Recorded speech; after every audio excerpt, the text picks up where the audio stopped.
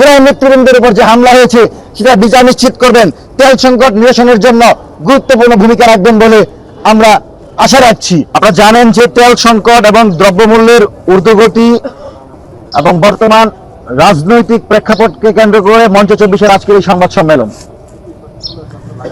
আমরা দেখতে পাচ্ছি নবগঠিত সরকারের কূটনৈতিক ব্যর্থতার কারণে বন্ধুপ্রতিম রাষ্ট্র হওয়ার পরেও ইরানের সাথে অযৌক্তিক কূটনৈতিক সম্পর্কের কারণে আজকে তেল সংকটে ভুগছে বাংলাদেশ।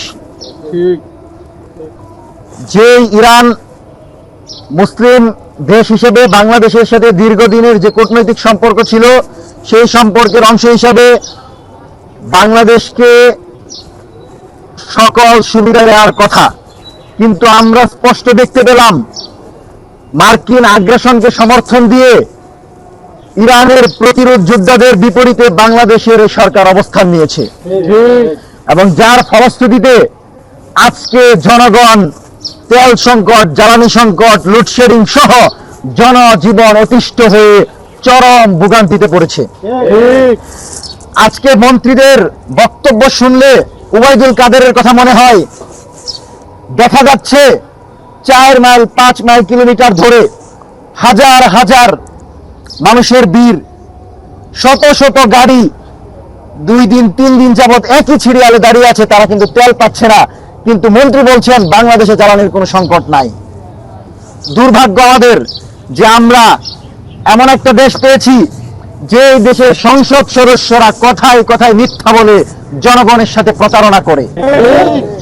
আমরা অত্যন্ত উদ্বেগ এবং উৎকণ্ঠার সাথে জানাচ্ছি, যদি সরকার কূটনৈতিকভাবে সঠিক সিদ্ধান্ত নিতে না পারে, তাহলে এই সরকার কিন্তু জনবিস্ফোরণের মাধ্যমে বাংলাদেশের জনগণের কাছে ভিত্তি হারাবে এবং তাদের পরিণতিও কিন্তু ভালো হবে না।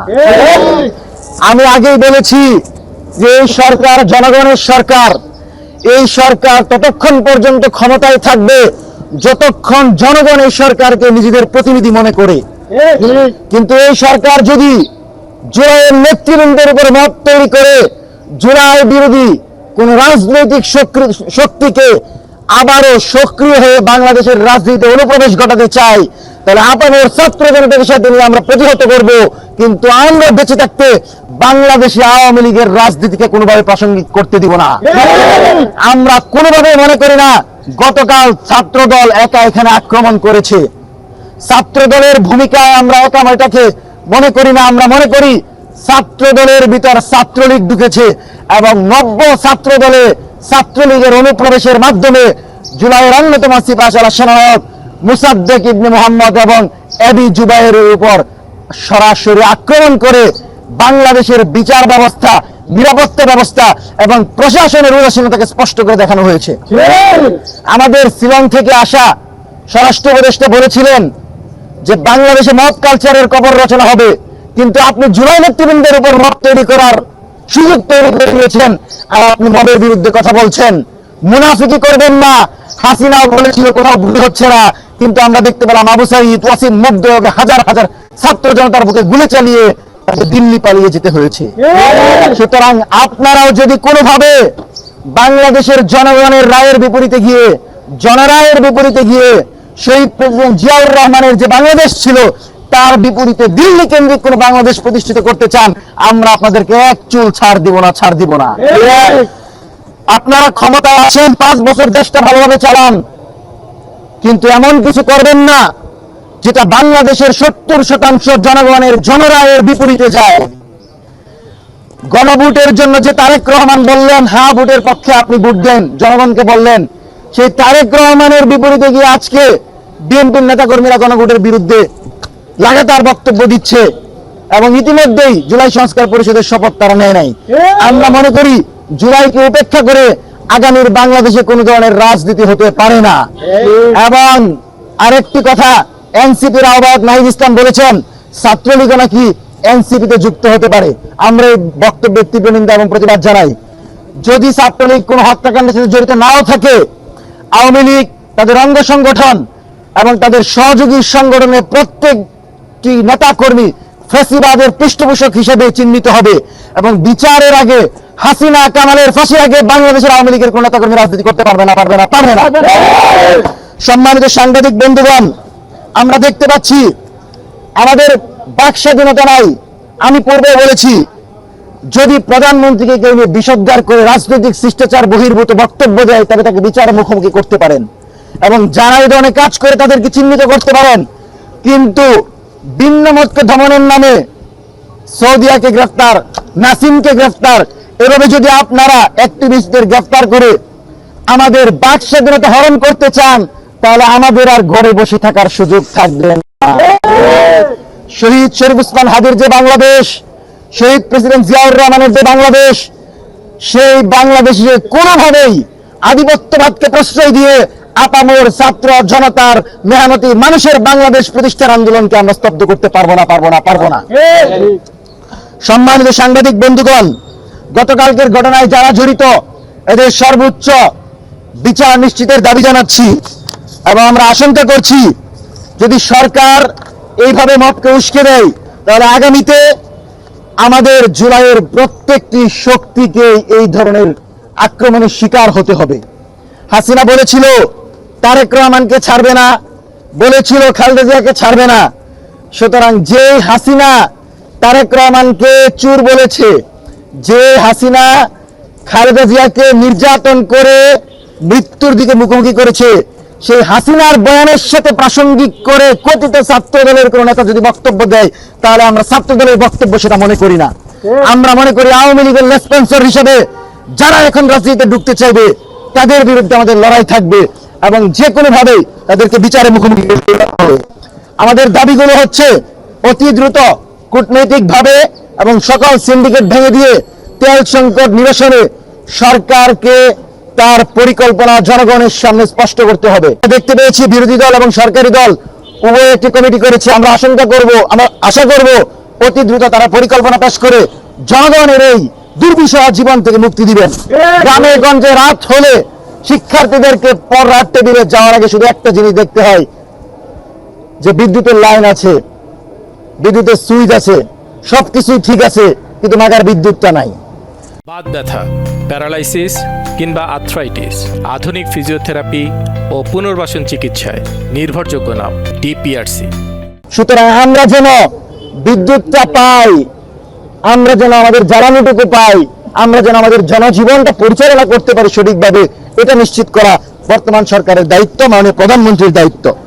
সম্মানিত সাংবাদিক বন্ধুগণ, মঞ্চ 24 আধিপত্যবাদ বিরোধী অরাজনৈতিক প্রেসার গ্রুপ হিসেবে কাজ করার লক্ষ্যে ইতিমধ্যেই মাঠের কর্মসূচি ঘোষণার লক্ষ্যে ঢাকা মহানগর দক্ষিণ এবং ঢাকা মহানগর উত্তরের কমিটি ঘোষণা করেছে।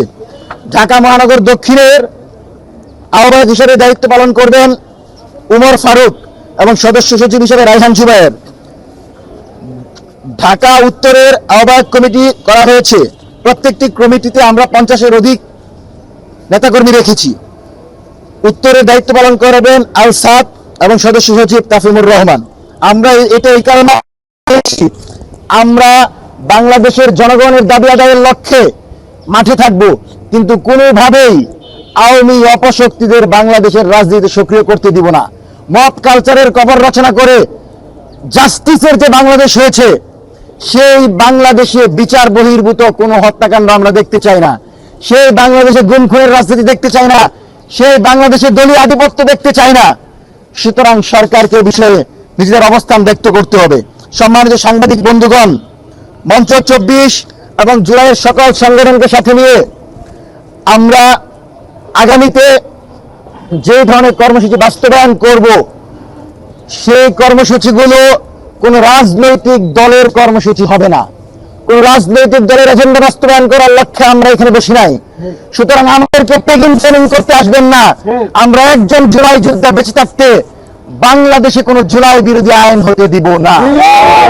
এবং আমরা স্পষ্টভাবে বলছি, এই বাংলাদেশে ফ্যাসিবাদ বিরোধী সকল রাজনৈতিক দল আমাদের অংশ। বিএনপি, জামাত, এনসিপি, গণ অধিকার পরিষদ, এদের কেউ যদি আওয়ামী লীগকে রাজনীতিতে সুযোগ দিতে চায়, আমরা তাদের বিরুদ্ধে লড়াই করব। কিন্তু আওয়ামী পৃষ্ঠপোষক কোন সংগঠন, সাংস্কৃতিক সংগঠন, ব্যক্তিগত কোন সংগঠনকে রাজনৈতিকভাবে স্পেস যেন সরকার না দেয়, সেজন্য স্বরাষ্ট্রমন্ত্রীর কাছে আমরা আবেদন জানাচ্ছি অতি দ্রুত সময়ের ভিতর আপনি সেই ব্যাপারে পদক্ষেপ নেবেন এবং জেলা নেতৃবৃন্দের উপর যে হামলা হয়েছে সেটা বিচার নিশ্চিত করবেন, তেল সংকট নিরসনের জন্য গুরুত্বপূর্ণ ভূমিকা রাখবেন বলে আমরা আশা রাখছি।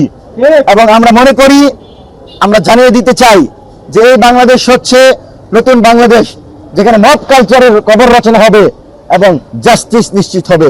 We want justice. সুতরাং জাস্টিসের এই বাংলাদেশে মব কালচারের কোনো প্রশ্রয় দেওয়া হবে না এবং মব কালচারের বিরুদ্ধে ভিন্ন মত দমনের যে সরকার কোনো চেষ্টা করে তাদেরকে সাথে নিয়ে এই সরকারের গঠনমূলক সমালোচনা আমরা করে যাব এবং আমাদের লড়াই ইনসাফের লড়াই, এই লড়াইয়ে মঞ্চ 24 জুলাইয়ের আকাঙ্ক্ষা বাস্তবায়ন করে আগামীর সুন্দর স্বনির্ভর একটা ইনসাফ ভিত্তিক বাংলাদেশ প্রতিষ্ঠিত করবে, এটি আমাদের প্রত্যাশা।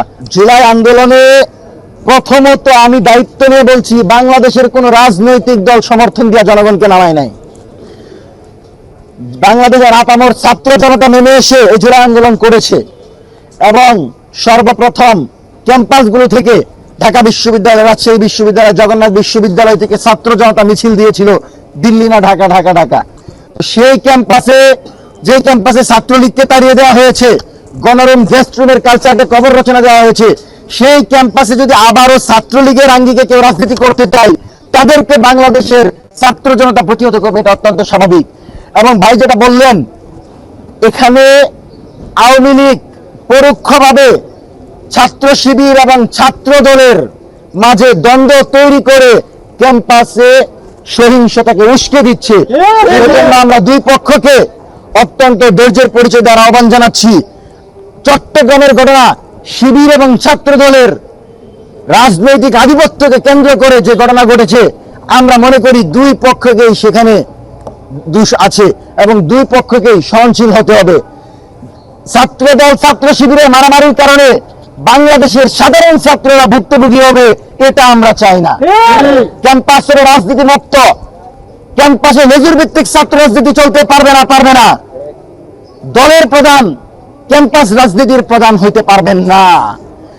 এ ধরনের লেজুর ভিত্তিক ছাত্র রাজনীতি ছাত্র দল, ছাত্র শিবির, গণ অধিকার পরিষদ যারাই করবে তাদের বিপরীতে আমাদের সংগ্রাম। সুতরাং ক্যাম্পাসে ছাত্রলীগ পৃষ্ঠপোষকতা করে, ছাত্রলীগ বিভিন্নভাবে ছাত্রদল এবং ছাত্র শিবিরকে মুখোমুখি করে ক্যাম্পাসে সহিংসতাকে উস্কে দিচ্ছে। আমরা দুই পক্ষকেই সহনশীল হয়ে এই ধরনের পরিস্থিতি এড়িয়ে সুন্দরভাবে পরামর্শের ভিত্তিতে ফ্যাসিবাদ বিরোধী দলগুলো এবং সংগঠনগুলোকে নিয়ে বাংলাদেশের ছাত্র রাজনীতিতে আপনাদের গুরুত্বপূর্ণ ভূমিকা রাখার আহ্বান জানিয়ে